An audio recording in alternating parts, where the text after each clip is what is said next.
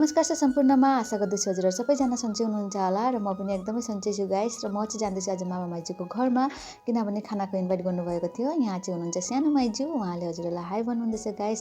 अब सङ्क्रान्तिकै भाग भनौँ न खिलाउनु भएको। अनि एक्चुअली यो भिडियो चाहिँ हिजोको हो त गाइस र म आज एडिटिङ गरेर पोस्ट गर्दैछु। अनि यता पनि ठुलो माइजू र यहाँ दिदीले भएर मजाले धमाधुम खाना बनाउनु लाग्नुभएको छ है त दिदीले पनि हजुरहरूलाई हाई भन्नुभयो, यहाँ माइजूले पनि हाई भन्नुहुँदैछ र माइजूलाई भनेको यता फर्केर हाई भन्नु न भनेको त नाइ अरे मलाई शरम लाग्छ भन्नुभयो के गाइस। अनि मैले पनि यता खानाहरूलाई हजुरहरूलाई देखाउँदैछु र अलमोस्ट सबै थोक पकाइसक्नु भएको थियो र अनि म चाहिँ लास्टमा आएको थिएँ नि त होइन। अनि के पाएको छ हजुरहरूलाई म देखाउँदैछु है त गाइस। अनि हजुरहरूले हेर्न सक्नुहुन्छ भात पनि पाकिसकेको छ र अझै पाक्दै पनि छ। अनि यो हो माछाको सब्जी, अनि त्यसको पछाडि निरामिस सब्जी पनि बनाउनु भएको छ। यहाँ पनिर, सिमला मिर्च, मटरको सब्जी बनाउनु भएको गाइस। अनि त्यसको पछाडि अनि यो चाहिँ हो लोकल कुखुराको मासु, गरम गरम भएको छ है तैँले। अनि यो चाहिँ हो खसीको मासु गाइस। अनि धेरै थोक आइटम बनाउनु भएको छ। त्यसको पछि यहाँ हो यो चाहिँ दाल, अनि त्यसको पछि यो चाहिँ हो अनि यो चाहिँ के हो भनेको त अनि माइजूले भन्नुहुँदैछ यो चाहिँ हो माछाको भुँडी, माछाको भुँडी बनाउनु भएको है त गाइस। अनि त्यसको पछि खानासाना सबै भइसकेको रहेछ।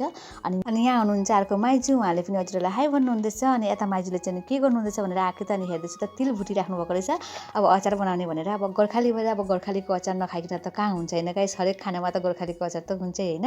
अनि आलुलाई पनि बोइल गरेर सानो सानो गरेर काटिसक्नु भएको रहेछ। अनि त्यसको पछि यहाँ हुनुहुन्छ ठुलो माइजूको ठुलो छोरी, उहाँ पनि अब क्यामेराको सामने आउनु शरम गर्नुहुन्छ। अनि म पनि जिस्किँदै अलिकति भिडियो बनाएँ। अनि त्यसको पछि यहाँ चाहिँ हो अब बहिनीको छोरी, अनि ऊ पनि शरमले भुत्तुके हुन्छ कि गाइस। अनि यहाँ दिदीको छोरीहरू अब सबै टाढा टाढा भएर नि भिडियोमा आएकी छन्। अनि त्यसको पछि यहाँ हुनुहुन्छ हाम्रो मुनु दिदी, उहाँसँग पनि धेरै दिनपछि भेट भयो। अब यस्तै अब जब अब चाडपर्वको टाइममा खाना खिलाउनु बोलाउनुहुन्छ त्यतिखेर नै हाम्रो भेट हुन्छ है त गाइस। अनि त्यसको पछि हेर्नु न म यहाँ अब पापड फ्राई गर्दैछु त अनि भाइले भन्नुभयो भाउजू म तपाईँको भिडियो बनाइदिन्छु भनेर। अनि यहाँ बनाउनु हुँदैछ गाइस। म चाहिँ यहाँ धमाधुम अब पापड फ्राई गर्दैछु। अब खाना खाने पनि बेला भइसकेको थियो होइन। अनि फास्ट चाहिँ अनि नानी केटाकेटीहरूलाई दिनुहुँदै थियो दिदीहरू सबैजना मिलेर माइजूहरूले।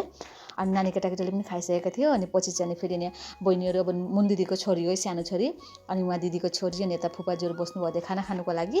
अनि त्यसको पछि अब सबैलाई खिलायो अनि बारी आयो हाम्रो गाइस। र म चाहिँ अब हामी चाहिँ यहाँ बस्ने जो बसेको छौँ नि त होइन, निरामिष पार्टी बसेको छौँ त यो गाइस। अनि यहाँ बहिनी हुनुहुन्छ, अनि नन्द बहिनी नन्द भाइ हो।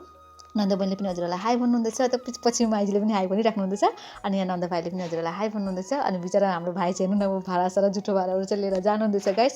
र हामीले चाहिँ खाना खाइसकेपछि अनि बारी आए सबै बहिनीहरू यहाँ बस्नुभएको छ, बहिनी माइजूहरू सबैजना खाना खानुको लागि।